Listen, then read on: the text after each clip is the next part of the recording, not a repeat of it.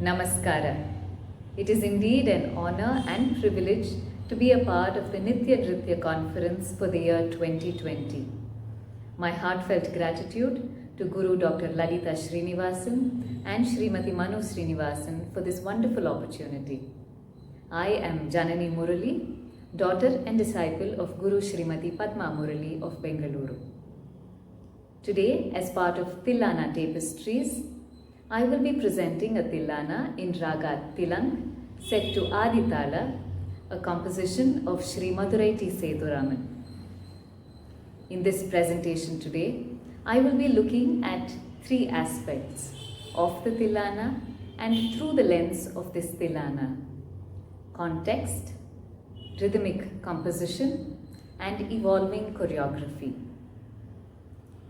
In order to set a context, I go back to the year 1998. My mother and I premiered a duet production called Sambhavami Yuge Yuge. This production traced the life of Krishna from his birth until the battle of Kurukshetra. This Thillana was placed at the juncture of the Gitopadesha. Within the scope of the production, the Thillana was meant to bring a finale or close to the production, as well as bring in a sense of balance between the abstract and the dramatic elements, both of which were at the core of this production. From context to content. This Thillana draws upon the typical elements of the Attami and the Meyyadavu. However, atypical are probably the placements of these visuals within the first part of the Thillana. The second korvai presents a Panchanadai. This is a simplistic progression from Chatushram and Tishram to Kantam, Mishram and Sankirnam, culminating in a Tirmanam of 24, 26 and a 28 progression. What is probably unique to this particular Thillana is a rhythmic passage that follows the Panchanadai. This sequence in the original production was presented as a sort of Sawal Jawab between the two dancers on stage. The visual was predominantly footwork. The reason for this was drawn from two inspirations. One being the abstract nature that was reflective in this point, abstract nature of the production, as well as the abstract nature of the essence of the Thillana. The other inspiration came from the musical aspect.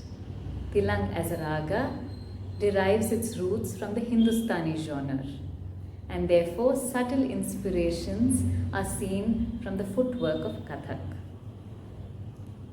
The Sawal Jawab sequence, as was originally conceptualized, has seen an evolution over the years. And that brings me to the point of evolving choreography. The production that began as a duet production has seen changes into an ensemble work and eventually into a solo production that I have presented over the recent years. The choreography therein has also changed.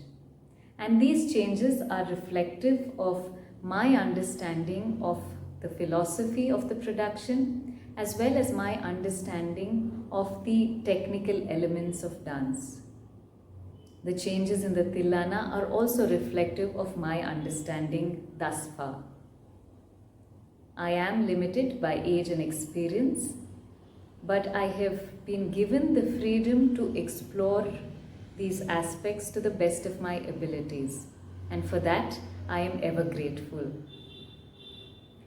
The Sawal Jawab sequence is probably the one point where we see a major shift in choreography.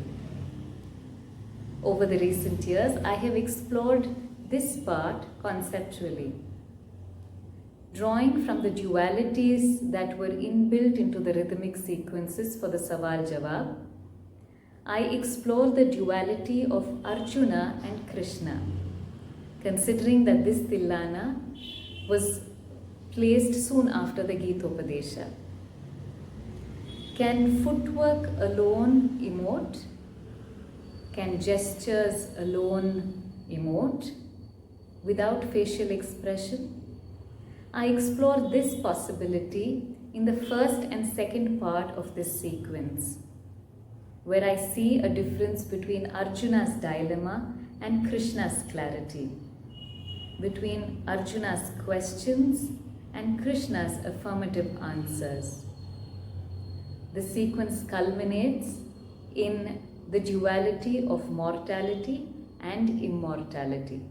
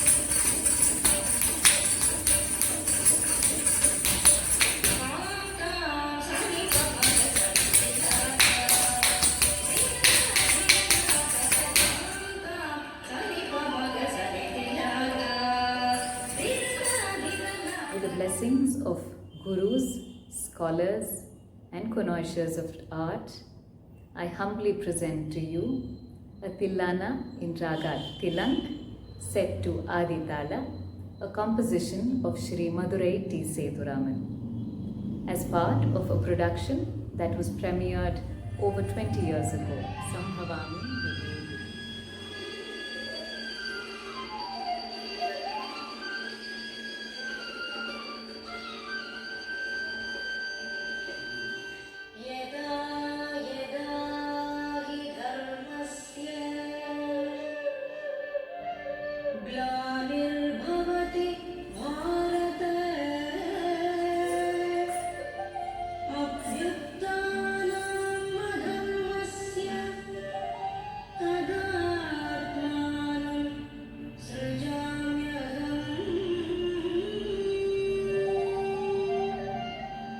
परित्राणाय साधूनां